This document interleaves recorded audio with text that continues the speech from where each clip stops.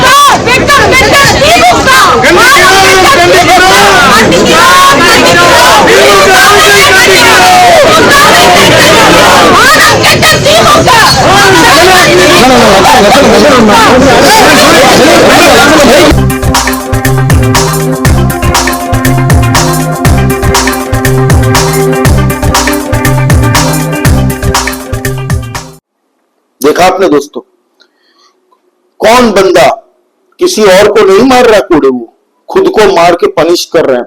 क्यों? 6 कोड़े मारे खुद को, 6 कोड़े। क्यों? क्योंकि तमिलनाडु में दोस्तों मान्यता है, वहां पे घर घर में ये मान्यता है, वहां पे 6 होली मंदिर है, तीर्थ स्थल, जो मुरुगन स्वामी का है, मुरुगन जी का। और वहां पे दोस्तों 6 मंदिरों में ये अन्नामलाई जी खुद जा जाके भगवान से विनती करेंगे और भगवान को बोलेंगे। उन्होंने कहा कि मैं भगवान को जाके बताऊंगा कि तमिलनाडु में आप लोगों ने क्या क्या किया अब तक। आज दोस्तों तमिलनाडु में एक डिवाइड हो गया, पहले नहीं था, आजादी के बाद भी काफी टाइम तक नहीं था। बाद में एक अचानक से द्रविडियन पॉलिटिक्स यहां से चालू कर दी इन लोगों ने, डीएमके ने, एंटी हिंदी बेल्ट को। जबकि एक बात बताओ, English is not our language, है ना, हमारी तो भाषा नहीं है इंडियन की। हमारी लैंग्वेज क्या होगी? मलयाली होगी, बंगाली होगी, गुजराती होगी, मारवाड़ी होगी, हरियाणवी होगी, तमिल होगी, कोई भी लैंग्वेज आप उठा के ले जाइए, कश्मीरी होगी, है ना, बिहारी होगी, भोजपुरी, यूपी की लैंग्वेज होगी, नॉर्थ ईस्ट की लैंग्वेज होगी। लेकिन वहां पे हिंदी से इनको दिक्कत है तमिलनाडु में, अंग्रेजी से दिक्कत नहीं है। खुद प्रेस कॉन्फ्रेंस बहुत बार इंग्लिश में ये लोग करते हैं। तो ये जो फाड़ हो गई ना सोसाइटी में, अन्नामलाई जी अब वो फाड़ को खत्म करने की कोशिश कर रहे हैं। और इससे जो उदयनिधि स्टैलिन है, जो कि अपने बयान देते रहते हैं सनातन के खिलाफ, हिंदी के खिलाफ,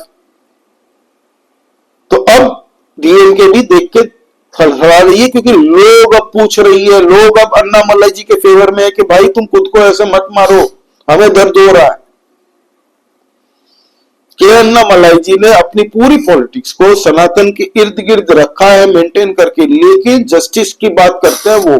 इनका पूरी जिंदगी का दोस्तों आप अगर देखेंगे ना कि इन्होंने क्या क्या किया, आपको गर्व महसूस होगा।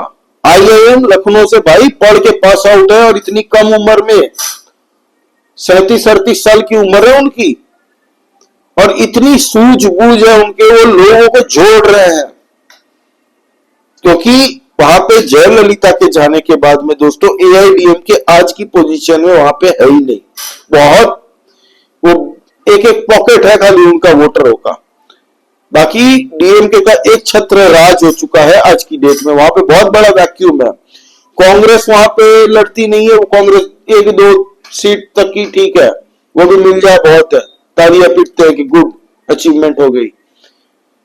और वहां पे भाजपा के साथ लोकसभा में एआईडीएमके गई नहीं थी, मना कर दिया था कि तुम भाई हिंदुत्व की पॉलिटिक्स करोगे तो हमारे वोटर नाराज हो जाएंगे। तो एक अन्नामलाई ने कहा था कोई बात नहीं, हम अकेले लड़ेंगे, लेकिन लड़ेंगे पुरजोर से। और उसका इफेक्ट ये हुआ कि भाजपा के वोट परसेंटेज बढ़ गए। जो तमिलनाडु में भाजपा को कोई पूछता नहीं था, वहां पे के अन्नामलाई ने खुद की नेतृत्व में लड़ाई छोड़ी नहीं, और एक एक व्यक्ति को जोड़ते गए 8-10% तक बीजेपी के वोट परसेंट बढ़ गया। तब डीएमके थोड़ा हिलने लगी कि भाई ये आदमी बड़ा डेंजरस है, अभी तो खाली 10% आया है। बीजेपी भी लॉन्ग टर्म सोच रही है तमिलनाडु को, 5-10 वर्ष के बाद में इसका इफेक्ट दिखेगा आपको अच्छा खासा। के अन्नामलाई दोस्तों खाली पांव चल के, जब तक डीएमके नहीं जाती है सत्ता से तब तक खाली पांव रहेंगे। And he is a man of his words. उनकी इंटीग्रिटी दोस्तों, हाईली डेकोरेटेड ऑफिसर रहे वो पुलिस में, सब कुछ त्याग क्या चाहते, कॉर्पोरेट जॉब करके करोड़ों का पैकेज इनको मिल जाता। आज भी चाहे तो करोड़ों का पैकेज कहीं नहीं गया। सब कुछ छोड़ के वो पॉलिटिक्स में आए हैं ताकि तमिलनाडु की परिस्थिति सुधारे, तमिलनाडु से करप्शन खत्म करे और उनके लोगों को वो सर्व कर सके। इतना सेल्फलेस इंसान मैंने अपनी जिंदगी में नहीं देखा दोस्तों। पॉलिटिक्स तो दूर की बात है, जिंदगी में देखना मुश्किल है भाई ऐसा इंसान। और ये जब आते हैं पॉलिटिक्स में ऐसे इंसान, तब इनकी वैल्यू कोई देता नहीं है। तब इनके ऊपर कांग्रेसी कुछ लोग सोशल मीडिया में जब खुद को हंटर मारा दोस्तों, तब कुछ लोग ऐसे हैं जो लोग बोल रहे नौटंकी कर रहा है। जाओ ना भाई, एक सुई चुभती है ना तब भी दर्द होता है तुम लोगों को। मजाक उड़ाने में ये लोग सोशल मीडिया में उड़ा लेते हैं, लेकिन ये वीडियो आप देखे होंगे, आपने देखा, आपको भी तकलीफ हुई होगी।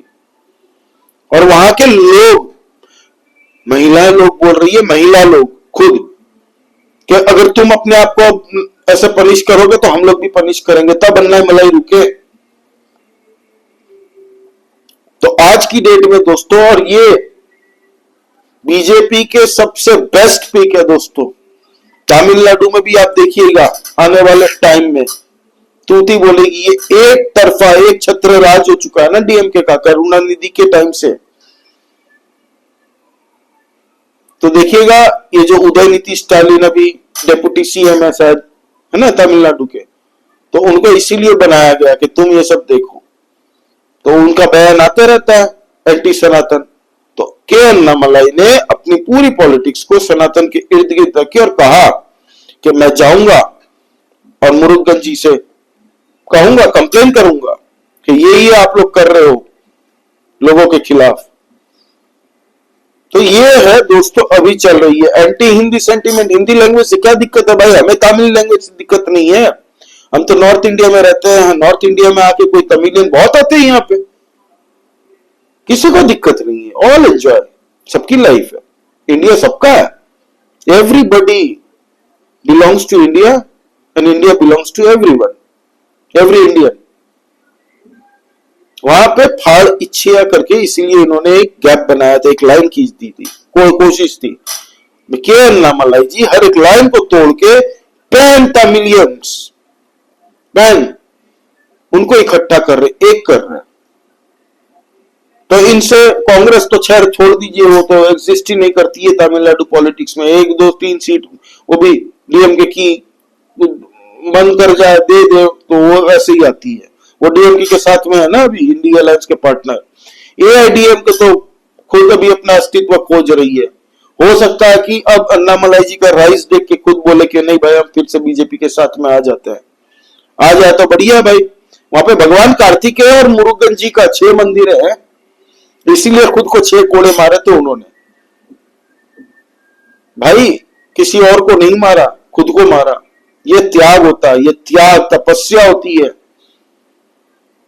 चुनाव हारने के बाद में बहुत जन होते हैं छोड़ के चले जाते हैं, लेकिन जो रहता है ग्राउंड पे ना, जिसने कसम खा के रखी है कि कुछ भी हो जाए हम यहाँ पे खुद की सरकार बनाएंगे और तमिलनाडु के लोगों का भला करेंगे, वो होते हैं कुछ लोग, वो होते हैं अन्नामलाई जैसे लोग।